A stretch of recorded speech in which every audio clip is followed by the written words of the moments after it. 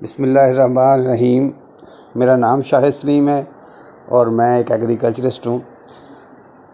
آج جو ہم بات کریں گے وہ آج کے دن یا اس ہفتے کا سب سے بڑا چیلنج ہے کہ انتہائی شدت سے گرمی پڑ رہی ہے اور پودوں کی فریشنس، گرینری اور اس کی فروٹنگ برقرار رکھنا ایک چیلنج بن رہا ہے۔ تو اس چیلنج کو دیکھتے ہوئے میں نے جو پانی جنرل پانی دیتے تھے لیکن پانی کے ساتھ یہ مرجھا جاتے تھے،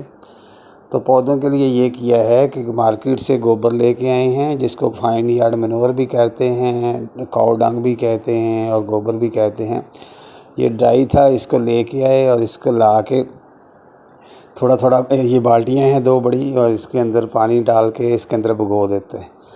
اور رات کو جو اس کو بھگویا ہوتا ہے اور صبح اس کے اوپر جو پانی ہوتا ہے اس کو پودوں کو ڈالتے ہیں۔ تو آپ دیکھیں گے کہ اس کے کوئی بھی پودا ایسا نہیں ہے جس کی فریشنس برقرار نہیں ہے، جس کے لیف جو ہیں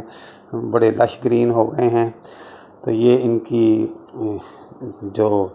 روزانہ صبح اٹھ کے ایک کپ جو ہم ان کو ڈال دیتے ہیں، تو اس میں سے سارے پودے جو ہیں وہ اپنا ایسے پورے جوبن پہ ہیں، کوئی گرمی کو نہیں مان رہا کہ یہ گرمی ہے، اور یہ اپنے سب سے زیادہ جو گرمی ہے، سٹریس ہے، وہ کدو کی بیل کو آ رہا ہے، لیکن اس کو بھی انہوں نے فریش کیا ہوا ہے، نئی شوٹس نکل رہی ہیں اس کی۔ اور اس طرح یہ ہم اس پہ یہ جو انجیر کے پودے ہیں یہ گرمی کو بہت محسوس کرتے ہیں، لیکن اس کی بھی فروٹنگ بالکل ٹھیک ہے جب اس کو ڈالتے ہیں، اور اس کو بہت ہی اچھا اس طرح ہمارا جو لگا ہوا ہے لیمن گراس ہے، بوکچو گرمیوں والی لگی ہوئی ہے، سردیوں میں ایکچوئل لگتی ہے، لیکن وہ جو سیڈ تھے نا ان کو دوبارہ لگایا تو بوکچو بہت اچھی ہوئی ہے، انجیر بہت اچھی ہو رہی ہے۔